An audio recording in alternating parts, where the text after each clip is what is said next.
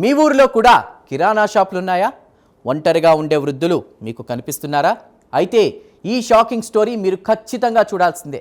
నమ్మక ద్రోహానికి ఒడిగట్టిన నలుగురు కేటుగాళ్లు ఎలాంటి దారుణానికి తెగబడ్డారో తెలిస్తే మీరు ఉలిక్కి పడతారు. వయస్సు మళ్ళిన ఓ వృద్ధురాల్ని టార్గెట్ చేసి నెల రోజుల పాటు పక్కా ప్లాన్తో రెక్కీ నిర్వహించి చివరకు ఆమెపై దాడి చేసి మెడలోని బంగారాన్ని దోచుకున్న కిలాడి ముఠా కథ ఇది. నల్గొండ జిల్లా మిర్యాలగూడ రూరల్ పరిధిలో సంచలనం సృష్టించిన ఈ దారుణమైన చైన్ స్నాచింగ్ ఉదంతం, దానికి సంబంధించిన పూర్తి వివరాలు ఇప్పుడు చూద్దాం.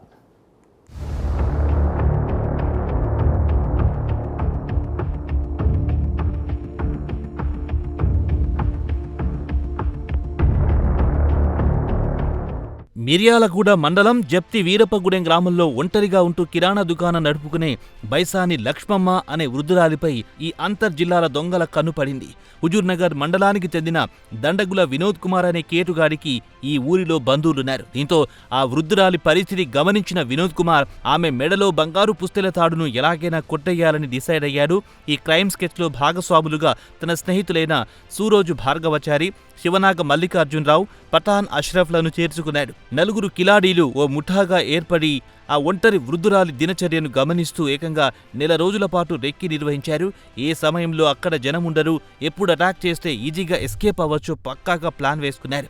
గత ఏప్రిల్ 28వ తేదీన తమ దొంగతనానికి ముహూర్తం ఫిక్స్ చేసుకున్నారు. పథకం ప్రకారం నలుగురు ఆ గ్రామానికి బైక్లపై చేరుకున్నారు. వినోద్ కుమార్, మల్లికార్జునరావు ఊరి చివర కాపలా నిలబడి స్పాట్ను వాచ్ చేస్తుండగా మిగిలిన ఇద్దరు రంగంలో దిగారు.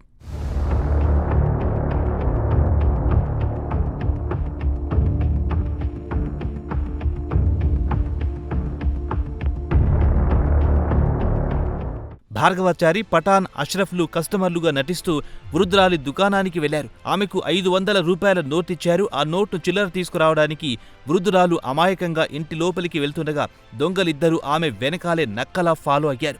ఒక్కసారిగా ఆమె మెడలో 24 గ్రాముల బంగారు పుస్తెల తాడును లాగేందుకు ప్రయత్నించారు. ఆకస్మిక దాడితో షాక్ అయిన వృద్ధురాలు గట్టిగా కేకలు వేయడంతో భయపడిన కేటుగాళ్లు ఆమె మూతిపై బలంగా కొట్టి గాయపరిచారు. ఆ వెంటనే బంగారు గొలుసును తెంపుకుని ఊరి చివర వేచి ఉన్న తమ ముఠా సభ్యులతో కలిసి బైక్పై పరారయ్యారు. బాధితురాలి ఫిర్యాదుతో రంగంలో దిగిన రూరల్ పోలీసులు సీసీ కెమెరాల ఫుటేజ్ ఆధారంగా చాకచక్యంగా దర్యాప్తు చేశారు. టెక్నాలజీ సహాయంతో ఈ నలుగురు అంతర్జిల్లాల దొంగలను అరెస్ట్ చేసి రిమాండ్కు తరలించారు. వీరి నుంచి 24 గ్రాముల బంగారం, 3 బైకులు, 5 సెల్ ఫోన్లను స్వాధీనం చేసుకున్నారు. విచారణలో వీరు మార్చి 21వ తేదీ చింతపల్లిలో ఓ బైక్ దొంగతనం చేసినట్టు కూడా పోలీసులు గుర్తించారు.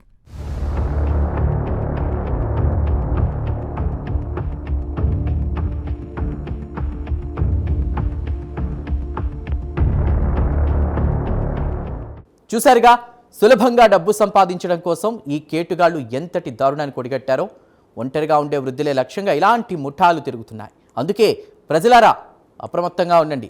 మీ ఇంట్లో లేదా పక్కింట్లో ఒంటరిగా ఉండే వృద్ధుల భద్రతపై నిరంతరం నిఘా ఉంచండి. అపరిచిత వ్యక్తులు వస్తే అనుమానించడం నేర్చుకోండి. అలాగే నేరాలకు పోలీసుల హెచ్చరిక ఒకటే: తప్పు చేస్తే ఎంతటి వారైనా సీసీ కెమెరాల కంటికి చిక్కక తప్పదు, జైలు ఊచలు లెక్క పెట్టగా తప్పదు.